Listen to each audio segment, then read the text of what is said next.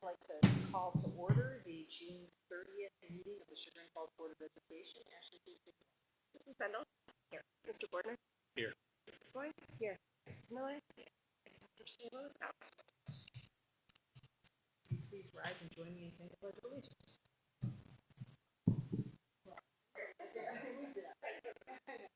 I pledge allegiance to the flag of the United States of America and to the republic for which it stands, one nation, under God, indivisible, with liberty and justice for all.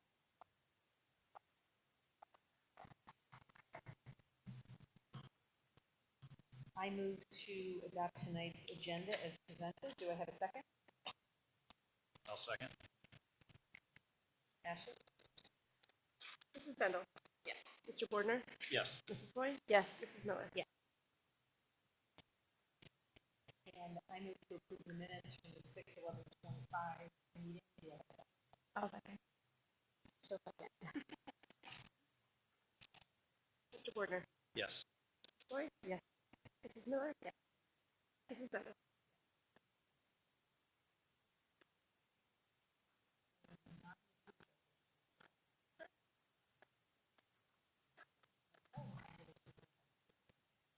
So tonight we just need to look at the 2026-2027 school calendars. Our goal has always been to get the calendars maybe even up to a 2-year cycle so that we could look at things in advance. So remember, we have to just present the hours and the start and end date 30 days in advance of a vote. That way, if we want to get feedback, we can. So I'm going to share that with you tonight. Since tonight is June 30th, we won't vote on the school calendar until the August meeting, so we won't vote on it after July.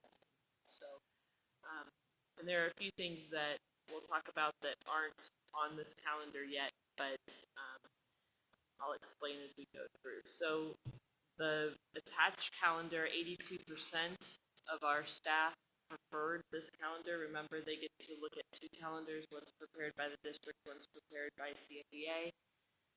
There were 156 staff members who voted. CFEA's support was 85% for this calendar, OPSI support 81%, and exempted employees, that would be like the administrative staff, executive, administrative assistants, etc., supervisors, was 67%. The voting percentage of the teachers about the same as it usually is, even given that this is a different time of year? 85% is high. It's good? Okay, good. Yeah, I mean, well, you mean total number of staff voting? That was probably a little bit on the low side. Okay. Did they vote before school was out? The first day of school would be Wednesday, August 19th, 2026. The last day of school would be Thursday, May 27th, 2027. Kindergarten and preschool start dates will be determined later. We have to wait and get some of the guidance and look at our total days. So that would be probably approved at the November 2025 meeting. Just that piece doesn't really affect the overall look of the calendar. Stop for a second. Just to be abundantly clear, this is not for this coming year. This is no August. But this year, when everybody's watching, this is for the following. Right, 2026, 2027. We're just trying to get in advance. The last, as well as the last day for seniors and graduations, would be set once the AP board and OHSAA Athletic Association has set those calendar dates. So some of the ness of the calendar might not be ready, but a lot of people want to know start, stop dates, and breaks. The other thing that is not on the calendar now, but I hope to have on the calendar when you do the vote in August, and if it's not, it's okay if it's not, but it'll just help, would be our PD days. So there will be 4 PD days. They're already calculated when I give you your instructional hours for the school year, but they're not currently placed on the calendar that you received, and they're typically, I don't think, ever on the calendars that we vote on. We add them afterwards, but they're calculated in the total number of days. And the note says, except for November 3rd, Election Day, will probably be a PD day. Our goal is to have these, again, to the board. Hopefully, when you do the vote in August, that way at least all the vacation kind of window, so parents know when we don't have school, would be on the calendar that you're voting on for the 2026-2027 school year. And are those typically the same district-wide, or is it like 36 PD day? Right now, PD days have been preschool through 12 because we are doing alignment on those days. Vertical alignment is important. It's one day that we can get everyone together. And so I need to just go over instructional hours. Gurney Student Day would be from 8:25 to 3:25. That's 6.25 hours. So kindergarten would be in session 1,056.25 hours, grades 1 through 3, 1,075 hours, which obviously exceeds the number of hours required. CFIS students would be 8:25 to 3:20, again, 6.5 hours on this one. IS is grades 4 through 6, that's 1,118 hours of instruction. CFHS and CFMS student days would be 740 to 250, that's 6.75 hours of instruction. The middle school, grades 7 and 8, would be 1,174.5 hours, and the high school, grades 9 through 12, would be 1,174.5 hours. So it's similar to what we've had for the upcoming 2025 calendar, but at least that way we can get it out a full year in advance, because I know that often getting those dates in February is hard for people to plan for upcoming vacations and those kinds of scheduling. Did any of those hours change? No. Because I know they're getting out earlier than they have been on this calendar, which I think is good. Yeah, I don't think there's any changes to overall student hours. Yeah, I think this would be well received if we're getting out before Memorial Day. I agree. That will be, yeah, I agree.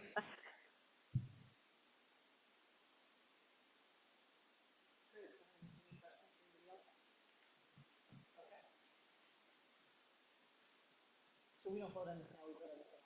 In August, and we'll make sure that as soon as we get the PD in, that it goes, that it's updated so that you have it as well as community to at least see where those dates fall. And if anyone has any comments, what would they do? They just would contact either you or they can contact me. Jen Danko, Jared are the two that sit on the committee as well to make the calendar. Ashley? So I don't have a formal report for you tonight, but I do want to explain the transfers that I'm going to be asking you to approve during my action portion of the agenda. It's going to look a little different than what you're used to, and that is because of the 40% cap that we think is going to happen. I'm still crossing my fingers that we have a few more hours. It's possible that the governor could veto that provision. If that happens, that's okay, and I will tell you why. So normally what we do is we transfer out of the general fund into the PI fund, into sometimes food service to cover a negative balance, into the 300 fund, which is where all of our athletics and our class-related extracurriculars, so our music programs, band, those types of things, those typically run in the negative all year, and then we replenish it at the end of the year. We switched that a few years ago to putting all of the salaries for those items into the 300 fund so that we could really see what we're spending on those items. So now those run in the negative until the end of the year, and we cover that. In addition, we have a few clubs in the 200 funds, which those are the student-managed activities. So those are the clubs where the kids are responsible for the money. We have a few clubs that we give money to each year, and we transfer to those. So all of those things are still going to happen. What we're doing so that we don't have, typically we hold our money in our general fund. That's where the most of our money sits. And then when we move it over, you know, we're holding it for things that aren't necessarily operations. We're holding for capital projects. We're holding for larger things. So if we're going to be penalized for holding it in that general fund, we're gonna move it. So we're gonna move it to the PI fund, which is where it would have been used anyway. It's just we're holding it over there now instead of in the general fund. So it doesn't change anything with our operations. We're not going out and spending willy-nilly. We're definitely not increasing expenditures as a result of this, trying to, just hold on to things and just spend because we're just moving it. So I'm moving it to the PI fund rather than holding it in the general fund. So what that does is it's going to inflate our transfers this year. It's going to look a lot different than previous years. You can see here, this is the amount that we'll be transferring out of the general fund. And overall, it's over $5 million. But what's going to happen is down here, if you look at this last column, what I've done is try to show this is the amount that we're future funding. So I'm putting it in there in our 5-year forecast. These are things that we typically would have been transferring in the next few years. We're transferring this year instead. Again, not spending anything extra. We're not increasing expenditures.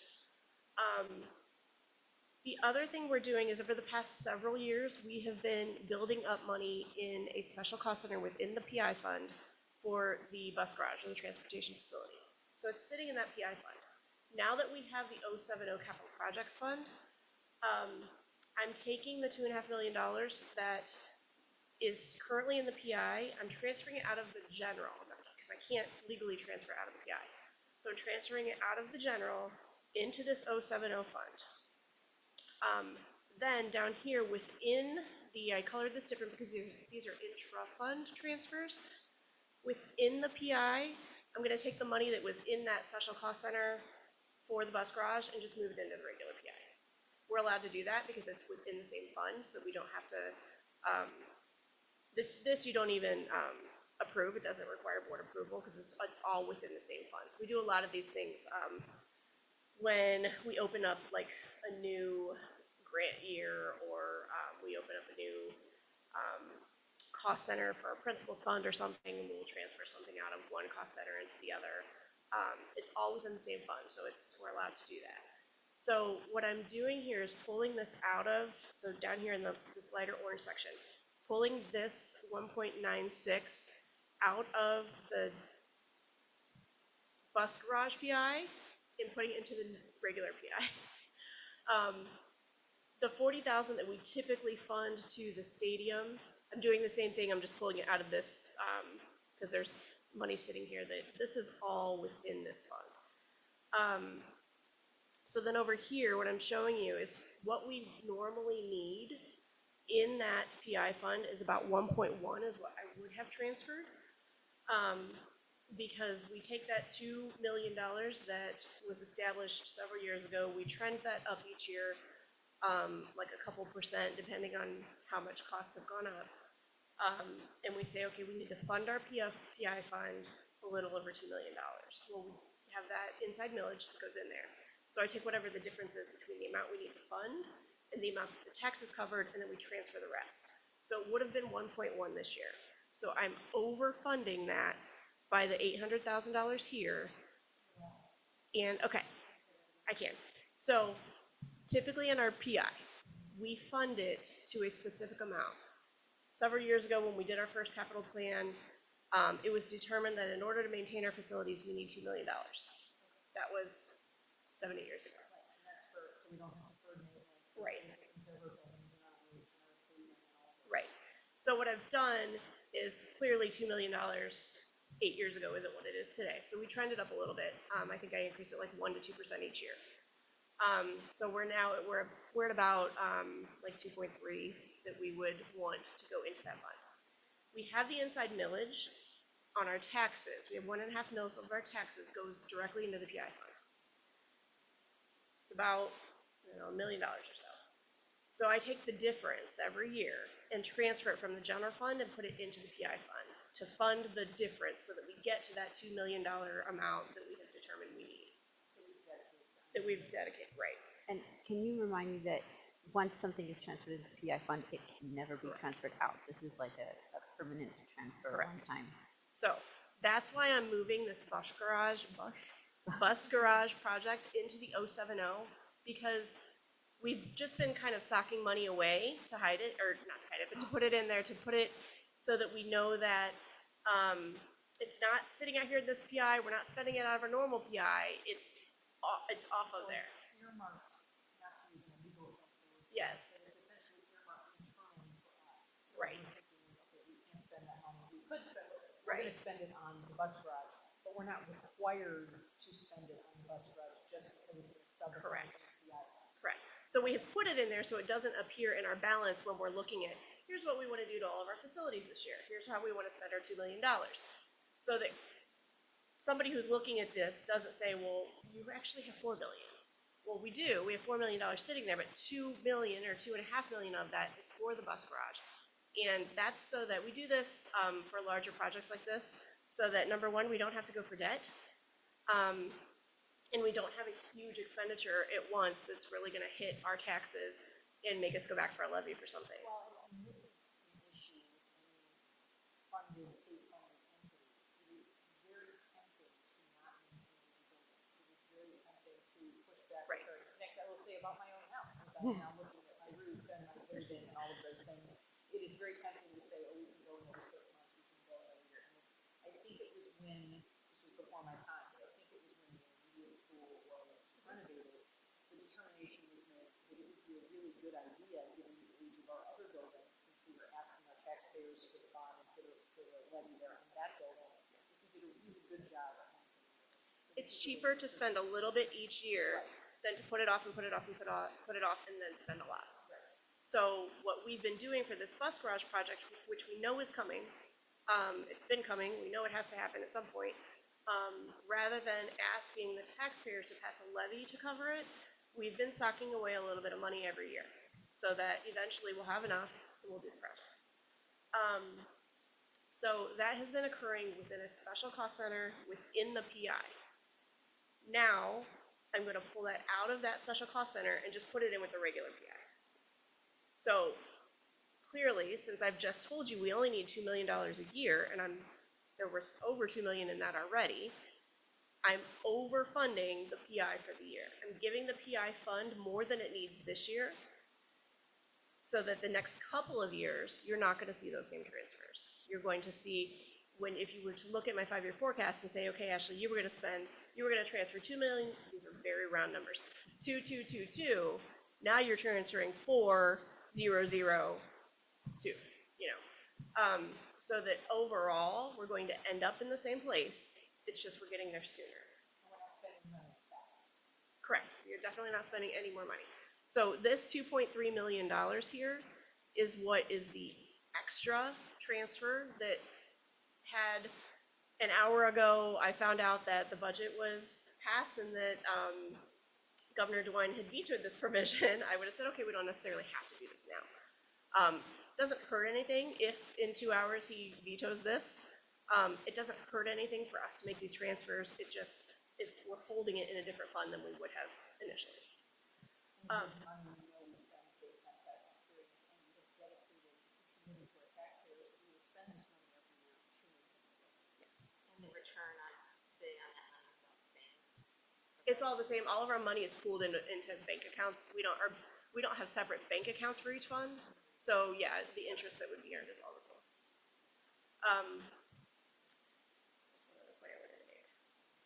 Oh, so this portion that is just moving this bus garage PI into the regular PI, you won't be approving that. That just happens. I'm just going to do that tomorrow,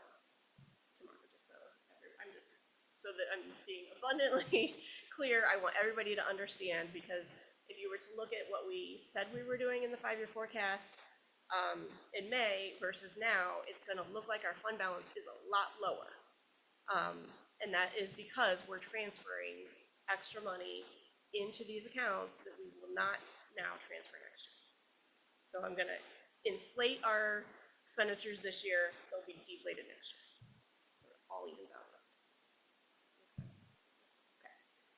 It doesn't, because. Okay. So if anybody has any questions or anything, more than happy to talk to anybody about it. Please call me.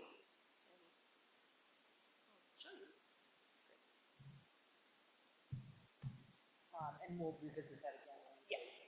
Yeah, okay. Anybody signed up for public participation? Ahead of time, no. Lisa? No. Anybody? No. All right.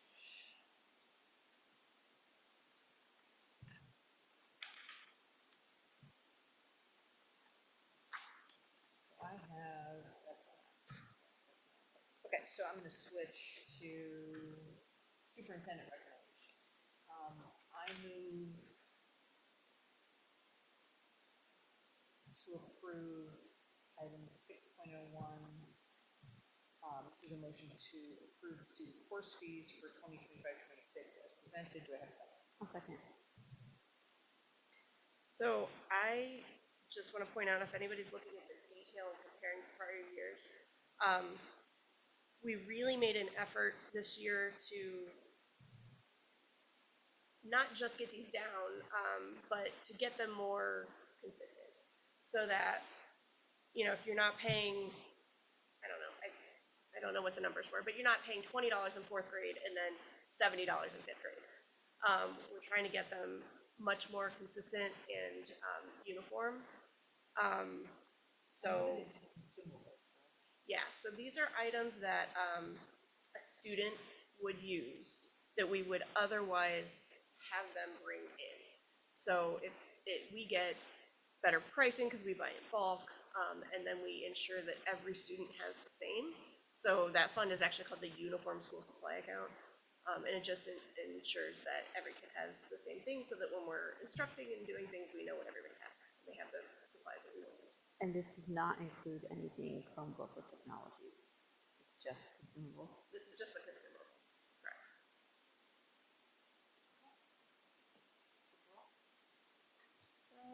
Mrs. Foy, Yes. Mrs. Miller? Yes. Mrs. Bendel? Yes. Mr. Porter? Yes.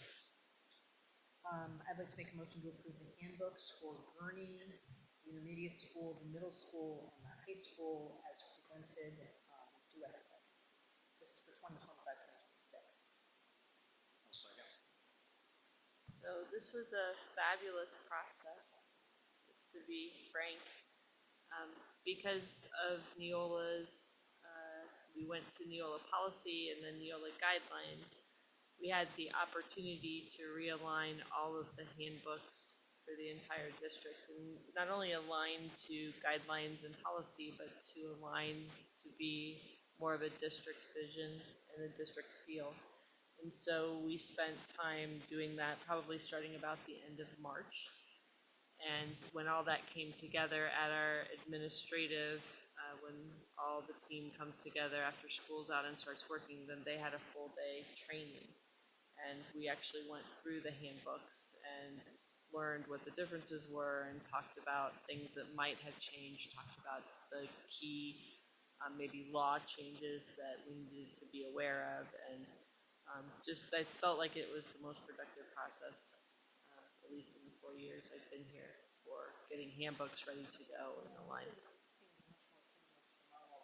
And just to remind people, when you hear us voting on policy, it's because there's been a law change.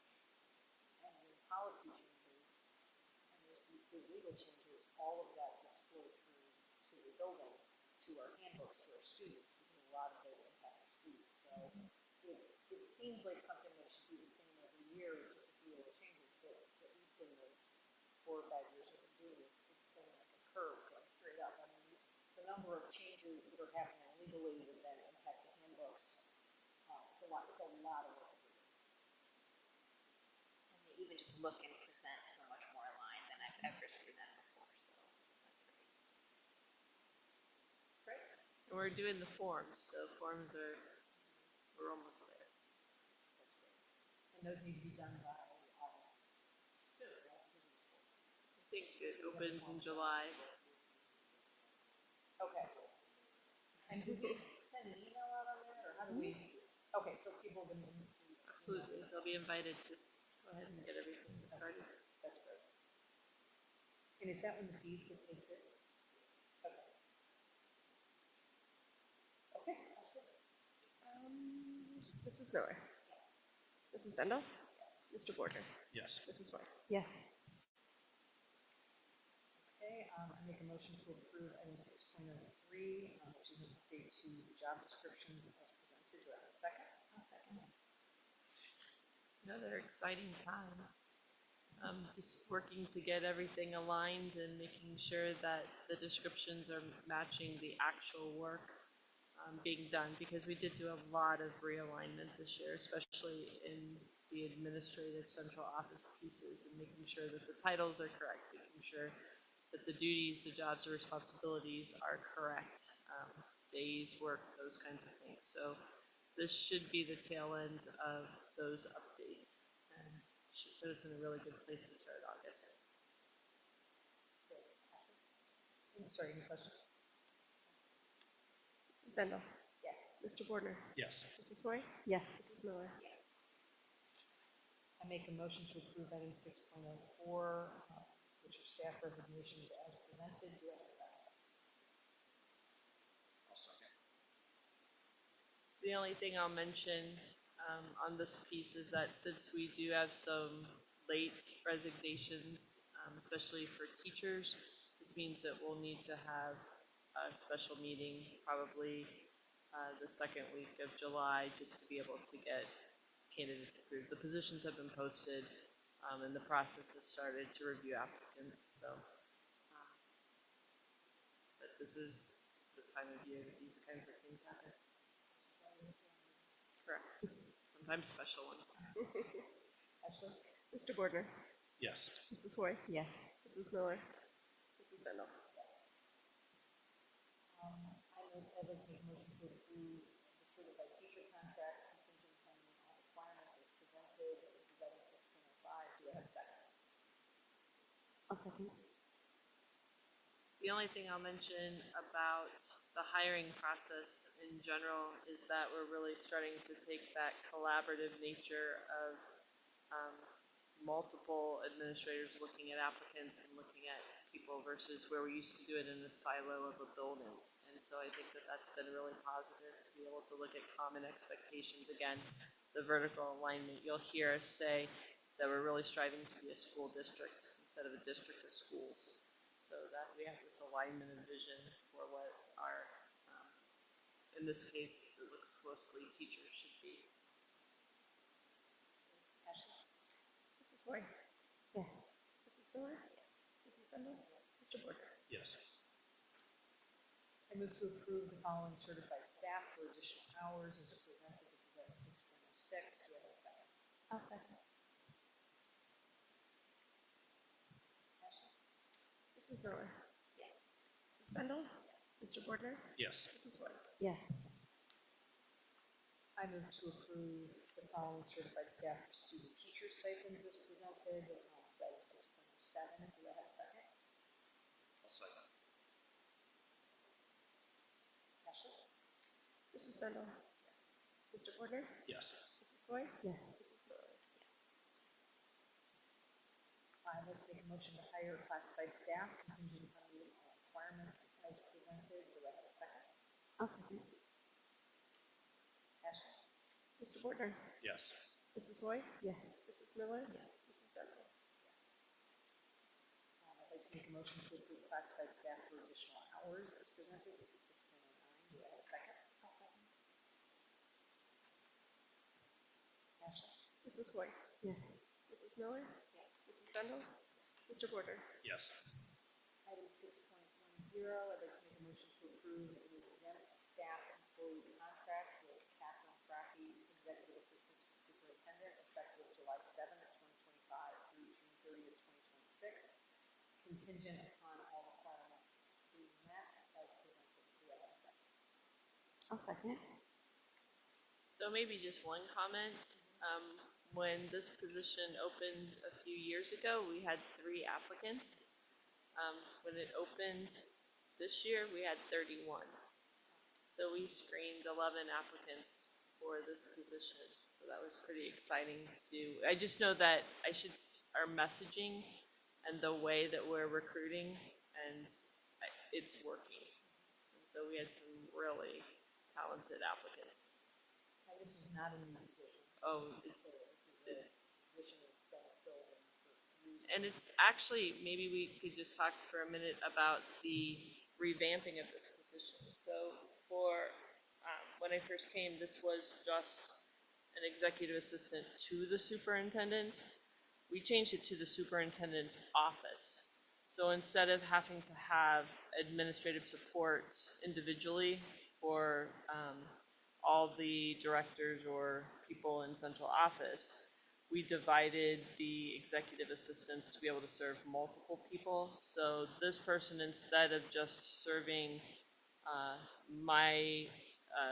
like the superintendent and the board, this person serves also the student advancement office. So serves Jared, serves Corey, and serves Sarah. So that's a big lift compared to what the job used to be.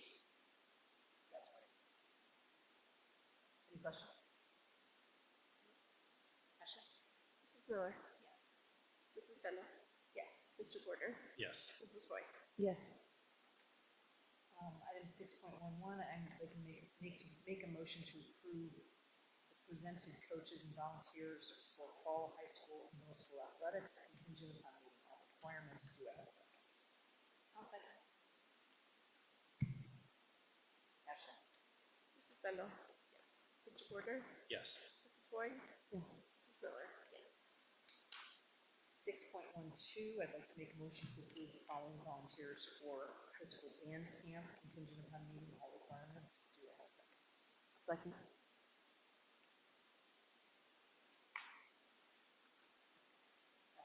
Mr. Porter? Yes. Mrs. Foy? Yes. Mrs. Miller? Yes. Mrs. Benda?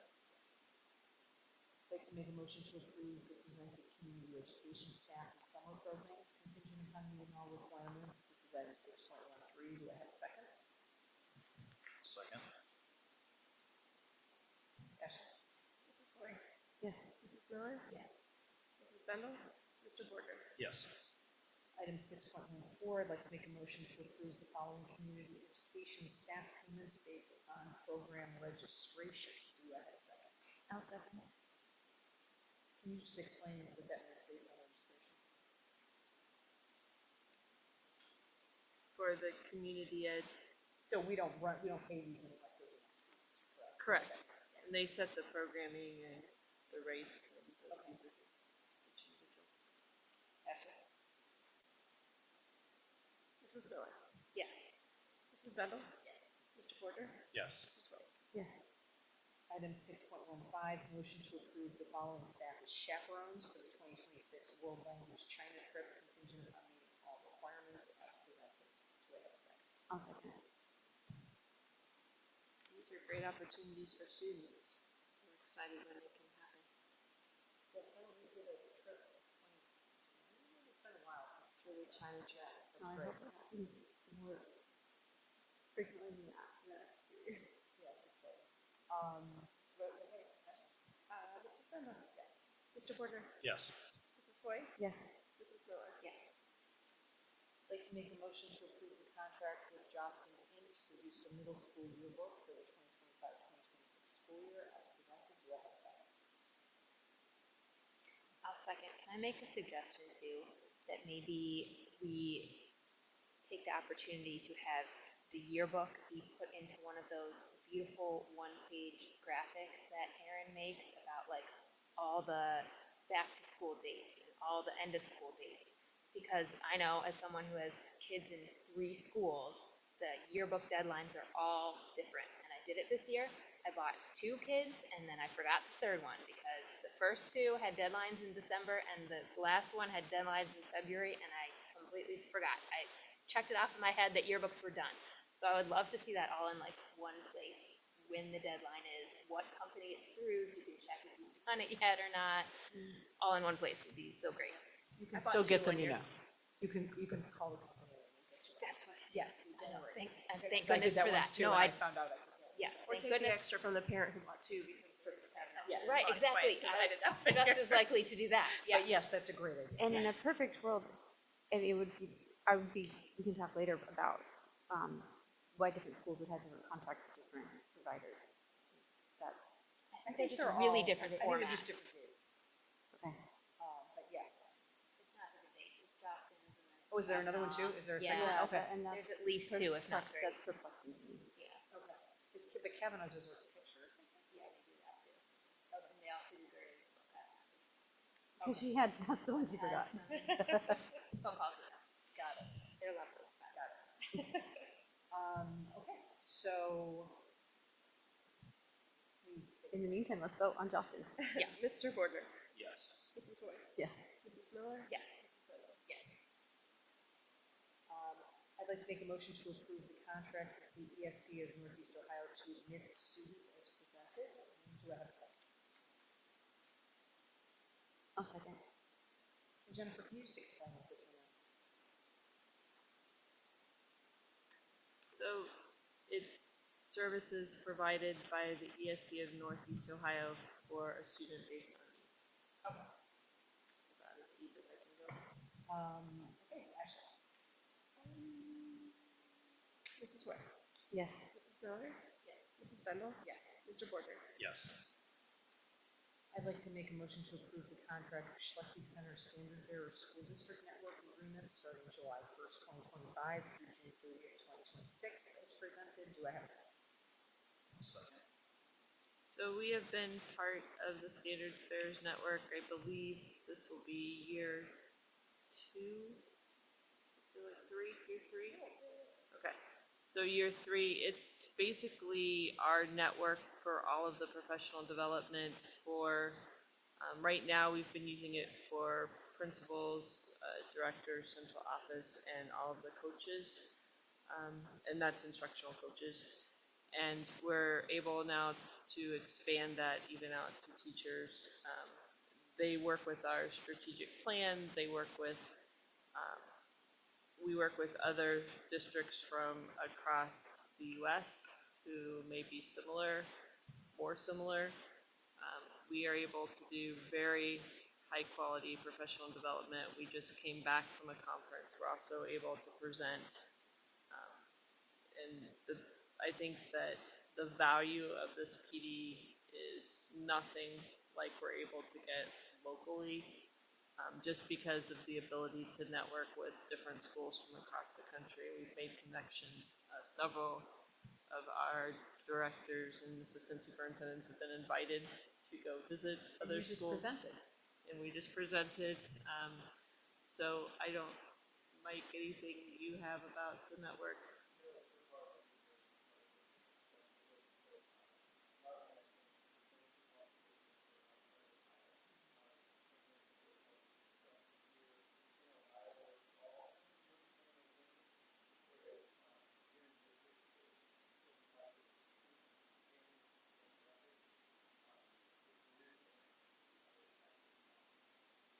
And there are now some Ohio schools that are in standards bearers, so Olmsted Falls, Independence, they've joined.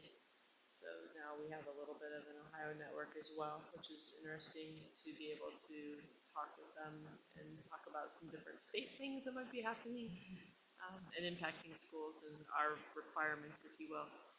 And the other, just so you kind of know what this all includes, Anissa Rowland is our kind of our coach, our consultant, so she's constantly designing for our district what we need, what our services are. She's done several days with our administrative team, with our coaches, working with PD. She also ran the Taking Stock with the community, so you have Anissa serving the district. You also have monthly Zoom calls, so that can be with your different job groups, so superintendents or directors or principals can get together. They're called linking leaders. And then they have professional development series. So you can do they do different book studies, they do different, I'm trying to think, they did the coaching for engagement. So I had the entire district trained in how to be an instructional coach, from all of our principals to all of our actual teachers that were doing the coaching in the same model, and that was like a 6-week class that they did online that they took part of. And then there are different presenters. So we actually presented in March. So we had an hour showcase where we talked about our instructional coaching model and what it looked like and how how we were better serving our students in the classroom and creating an engagement level, increasing the level of engagement. So we were able to showcase that, and then those are broadcast and shared, which is huge because then we're able to watch different ones as well. So it's just a really powerful network, and as long as it remains powerful to us, I think it's a nice way to kind of condense and keep that same common vision for the professional development of our leaders. Yeah, it was one of the things we heard in strategic planning is that we should be looking beyond how borders at whatever districts are doing and what best practices are in places across the country because we've been a very strong state and we need to learn things from people who are out of place if we don't just have to learn from the state. So it's great and it also gives us, I think, a resource when change is so fast and so rapid and so constant.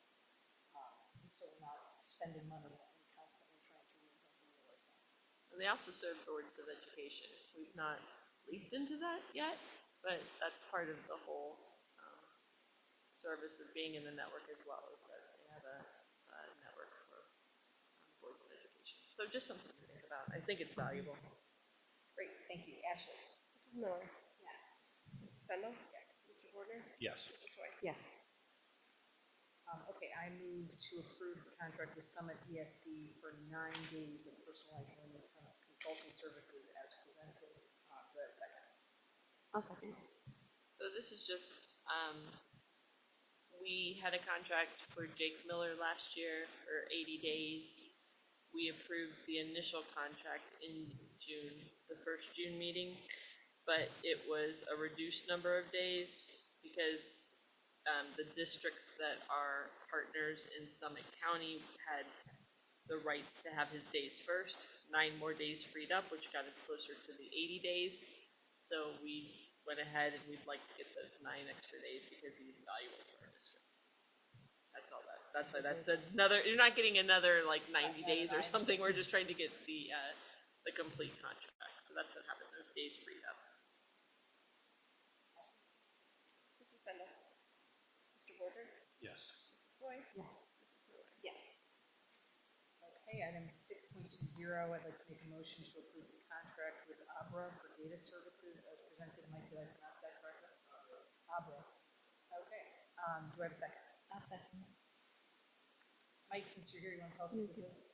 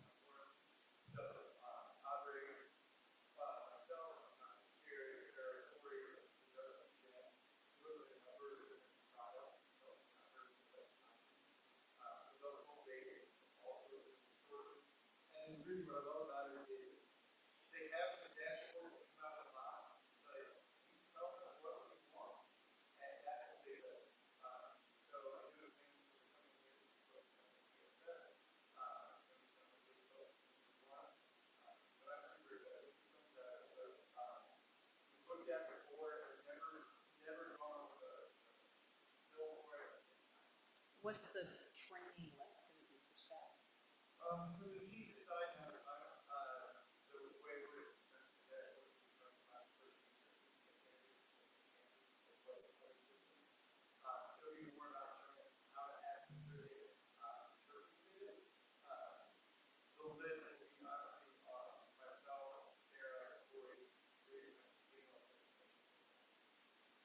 And this is replacing Panorama fully?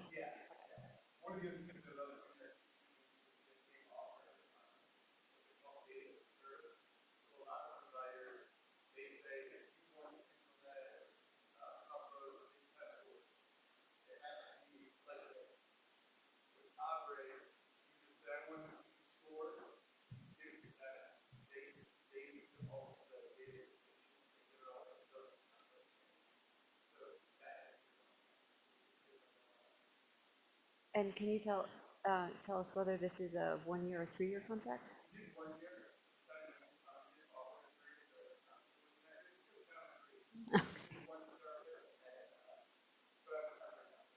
Okay.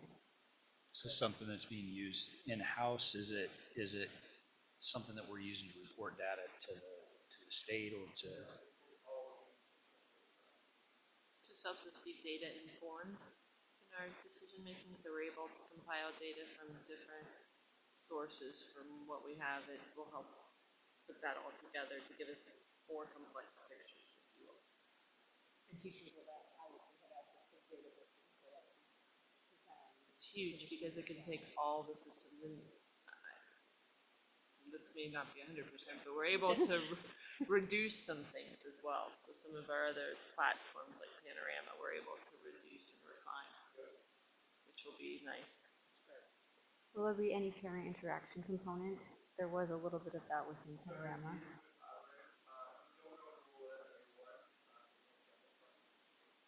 Okay. Okay. I think. Oh, sorry, go ahead. Let's say thanks for doing all that homework. That's great. Thank you. Mr. Porter? Yes. Mrs. White? Yes. Mrs. Miller? Yes. Mrs. Bennett? Yes. That was, so we're on to 6.21, correct? Okay. This is a motion to approve the contract with School Links for a 6 through 12 career readiness platform from July 1st, 2025 through July 30th, 2028, as presented. Do you have a second? I'll second.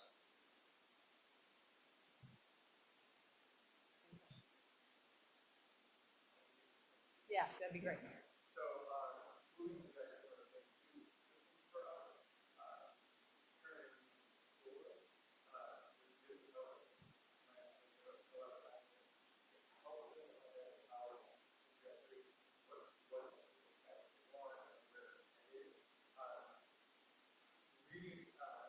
Transfers.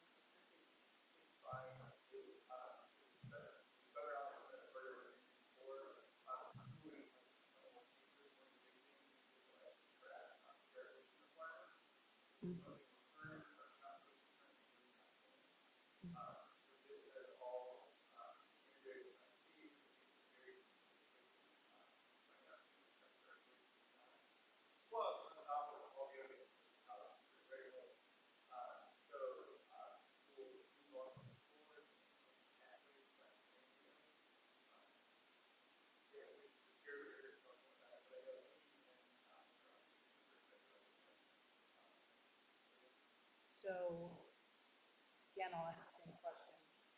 First we had Naviance, then we had SCORE. There were student and parent components there. You could get a parent ID, you could get a student ID. You could look at it and it helped you design your college search. How are we gonna roll this out to parents, and to kids?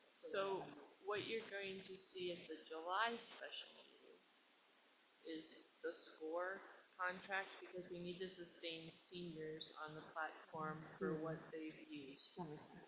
This year, the focus will be transitioning juniors to this platform. So the seniors are going to continue with what they know and how they process, but that contract, we had to get it finalized before I could bring it to you. So that will be on the next agenda. And then we're hoping that when we do, and we are going to do it, there's just a lot of things. It's a monster of a project. But when we come and talk about the gifted services, Jared also wants to talk about some of this and some of the data and why we're making these switches as well. So we're kind of going to integrate all of that into more of a student advancement presentation than just a streamlined stream. So.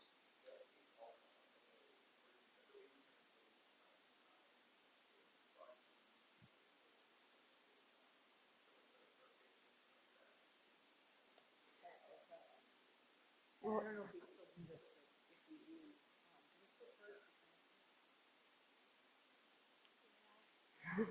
So maybe we could maybe we could take a look at that. I mean, it seems to me it's always been sort of a vestige of photocopying, and it's like a dollar or something. It's such a nuisance charge, and it doesn't make a whole lot of sense, I don't think, so maybe we could take a look at whether that's something I mean, I don't know, maybe it makes us, I don't know. It just didn't seem like it could possibly make much of a difference in the expense, and since it's now all electronic, I don't know why we I just wanted to observe something that I think, since we've talked a few times about how these services, we want to align them to strategic planning. When we look in the different features, that it looks like this program, and I hope we implement this part, it talks about industry connection. And one of the things that we talked about was finding those community connections and allowing students to make those real world exposure. And that's specifically in this contract as one of the opportunities. I think that's really exciting. It's all under area 3, strategic resourcing. So find a data housing warehouse, if you will, one platform that can do all of these things. That's exciting. Thank you. Great, thank you, that's great. Mrs. White? Yes. Mrs. Miller? Yes. Mrs. Bell? Yes. Mr. Porter? Yes. I think that's good, I think we're on to treasurer recommendations. 7.01 is the insurance renewal. This is our property insurance and our liability and crime coverage. Slight increases in the cost, and I actually have the comparison file in there for you. Part of that is just cost going up a little bit, and part of it is we increase our valuation on our assets. Because to replace things, they're cost more. And we did a deep dive on these policies last year, so. On the policies insurance? Yeah, they're still the same insurers. Yeah, still so the we're same still with the policies. Ohio School Plan, which is saving us, this is our third year. When we first switched to this, it was a difference of $51,000 from any other carrier a year. So, guess at this point we've saved, at least $150,000 by using this. So, recommending your approval. Okay, I move to approve item 7.01, liability insurance coverage is presented. Do I have a second? I'll second. Mrs. Miller? Yes. Mrs. Bendel? Mr. Gordner? Yes. Mrs. White? Yes. Item 7.02 is the monthly reports for May.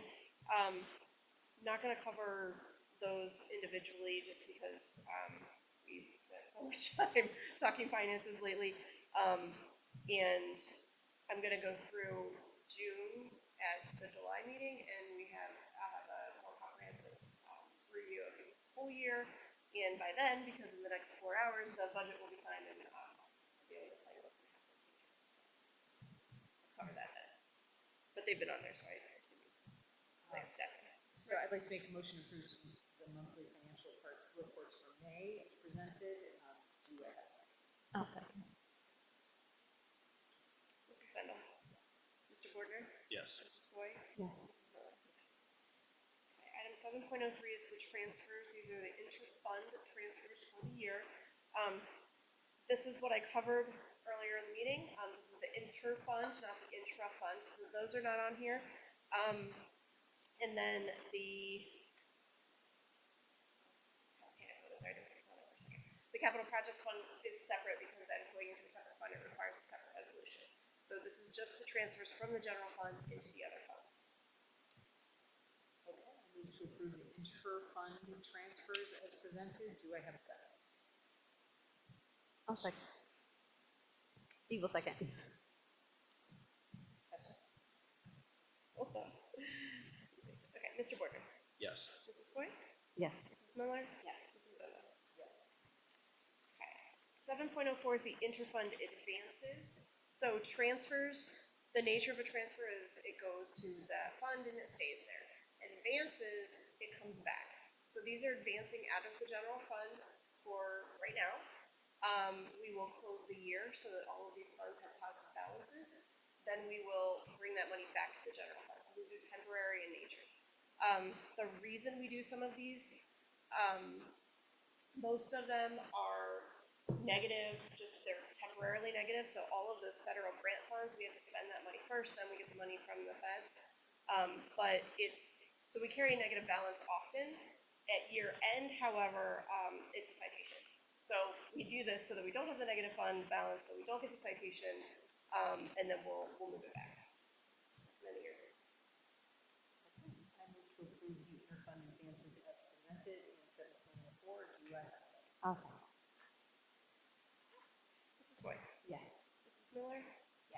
Bendel? Mr. Porter? Yes. Okay, 7.05 is the capital projects fund resolution. This is the bus garage or transportation facility item that I was talking about. Moving this, so this will be the money, 2.5 million from the general into this capital projects fund. Just like the one that we did last one, it can stay there for as long as we desire. If we get lucky and we build a bus garage for less than what we have transferred, we can move that money back so it doesn't get stuck in that fund like it does when we transfer something to the PI. Okay, I make a motion to approve resolution 25 XX, the capital projects fund for the transportation facility. I'm gonna use the number here, 070-9252 as presented. Do that. I'll second. And to clarify, that is resolution 25-023.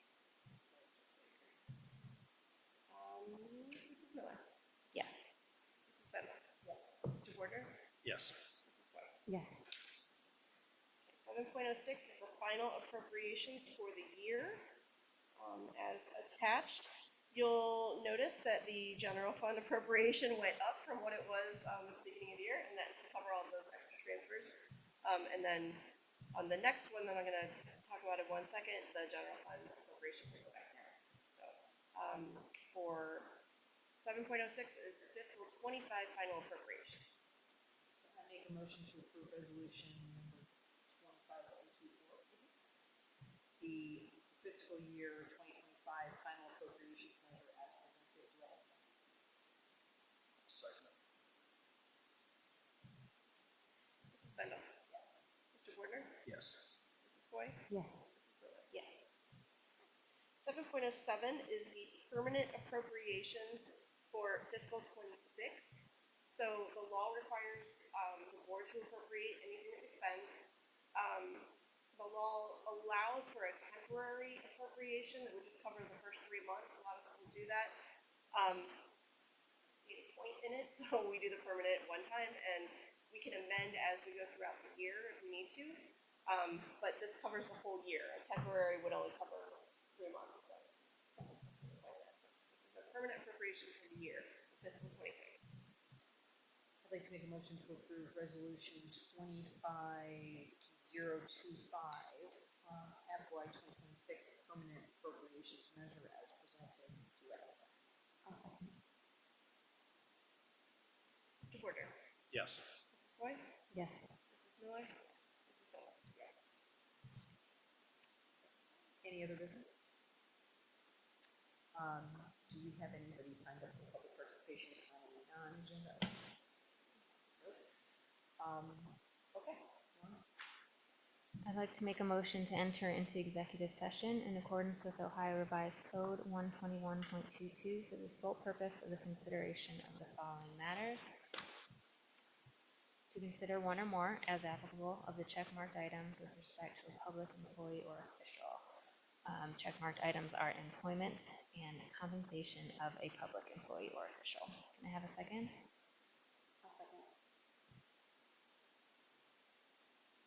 Mrs. Foy? Yes. Mrs. Miller? Yes. Mrs. Bender? Mr. Porter? Yes. Okay, our next meeting is July 9th here in the high school library. And no action